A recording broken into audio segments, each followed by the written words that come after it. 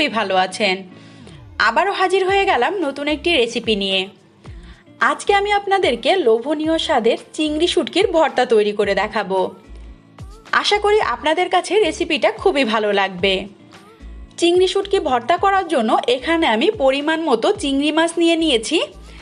আর যে কোনো শুটকি মাছে কিন্তু অনেক বেশি বালি থাকে, এই জন্য শুটকি মাছগুলোকে কিন্তু খুব ভালো করে ঝেড়ে পরিষ্কার করে নিতে হবে।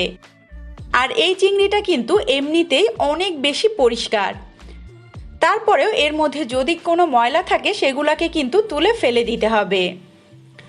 আর নিয়েছি এখানে আমি বড় সাইজের একটা রসুনের কোয়াগুলোকে আমি একটু ছোট ছোট আকারে কেটে নিয়েছি। আর নিয়েছি এখানে 5টা মিডিয়াম সাইজের পেঁয়াজ কুচি। পেঁয়াজটাকেও কিন্তু আমি একটু বড় বড় করে কেটে নিয়েছি। এখন শুটকি মাছের ভর্তা তৈরি করার জন্য